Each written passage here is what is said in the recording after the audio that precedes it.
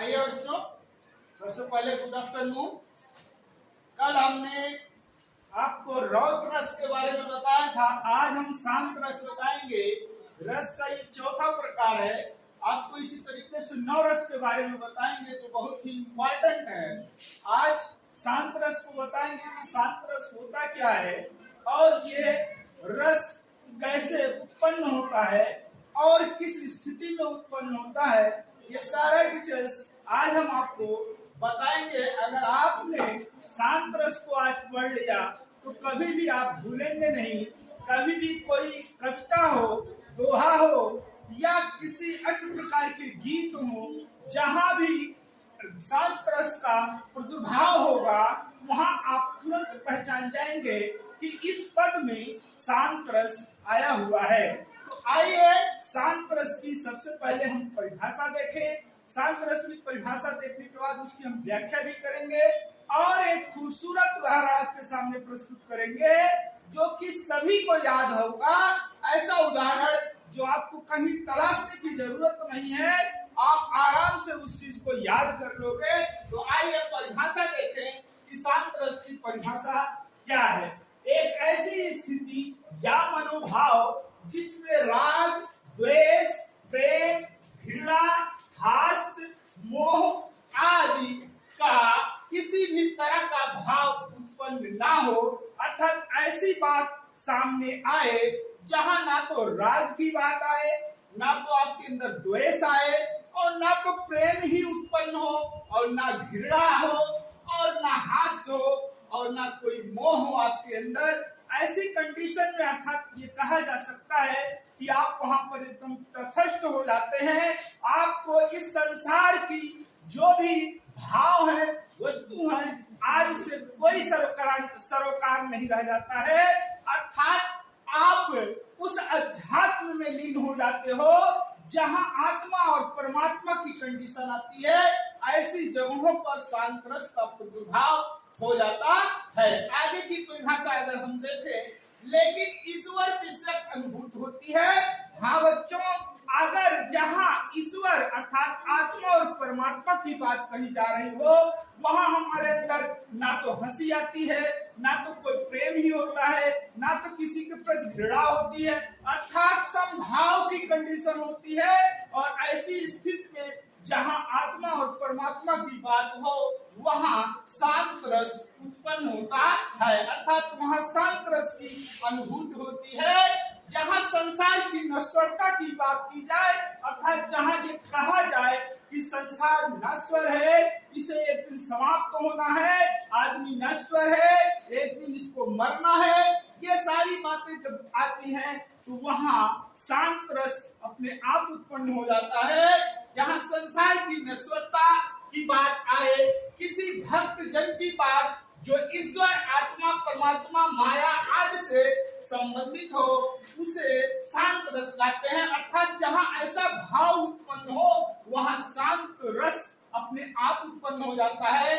इसका अस्थायी भाव निर्वेद होता है। आइए इसका एक खूबसूरत उदाहरण देखें कि उदाहरण क्या है। ये कबीरदास का दोहा है, जब मैं था तब हरि नहीं, अब हरि है मैं नाई, सब अंधियारा मिट गया जब दीपक देखा माई।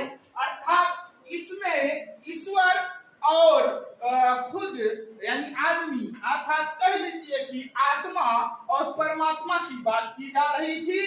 अर्थात यहाँ कबीरदास जी कहते हैं कि जब मेरे अंदर मैं समाया हुआ था, अर्थात जब अपने अंदर मेरे अंदर मैं की भावना थी कि मैं इस संसार में जिंदा हूँ, मैं जो करता हूँ सो करता हूँ, ऐसी जब भावना थी तो ईश्वर कदापि मेरे पास नहीं था।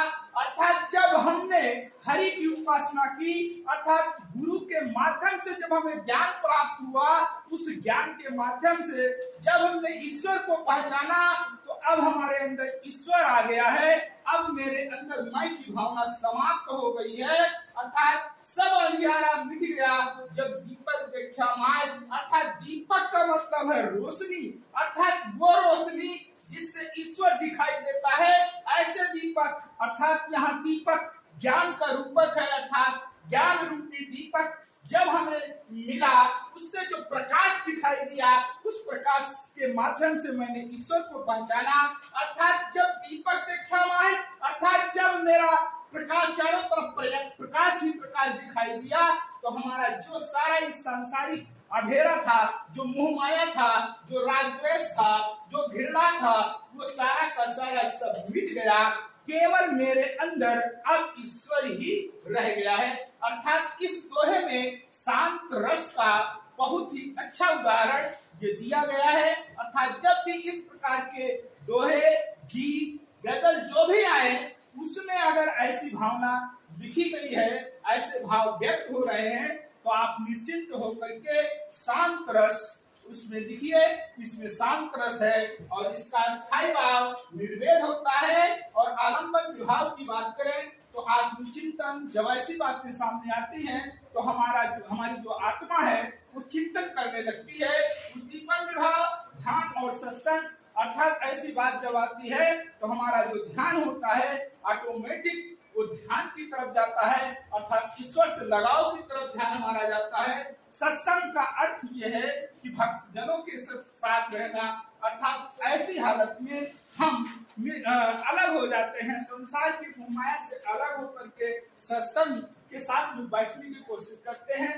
ये उद्दीपन भाव है। अनुभव की बात करें तो जब ऐसी बात हमारे सामने आती है तो जो अनुभव उत्पन्न होता है, अर्थात जो देखने में आता है, ऐसे में हमारी आंखें भीग जाती हैं और आंखें कभी कभी आदमी बंद करके उस बात को सुनने लगता है। ये हमारा अनुभव कहलाता है। और जो संचारी भाव है उसको हमने बताया था कि संचारी भाव बुलबुले की तरह, पानी के बुलबुले की तरह होता है, जो उठता है, फूटता है, फिर उठता है, फिर फूटता है। इसी प्रकार से हमारे अंदर जो भाव होते हैं, अर्थात स्मृति, वो याद, पुरानी चीजों को याद करना, शांत चित्त, हमारा जो चित्त है वो शांत हो जाता है सुनकर के, निर्विचार, वो विशेष प्रकार के विचार करने लगता है। इस प्रकार से संचारी भाव अंदर हमारे मन के अंदर उत्पन्न होते रहते हैं। अर्थात ये कहा जा सकता है कि इन सभी को मिला देने से हमारे अंदर जो रस की उत्पत्ति होती है वो शांत रस की उत्पत्ति होती है और इसका स्थायी भाव निर्वेद होता है। यही एग्जाम में पूछा जाता है और इसी को आपको लिखना है। इस चीज को लिखने के बाद आपको पूरा का पूरा नंबर दे दिया जाएगा। तो आइए हमारे चैनल को सब्सक्राइब कीजिए, लाइक कीजिए और शेयर कीजिए।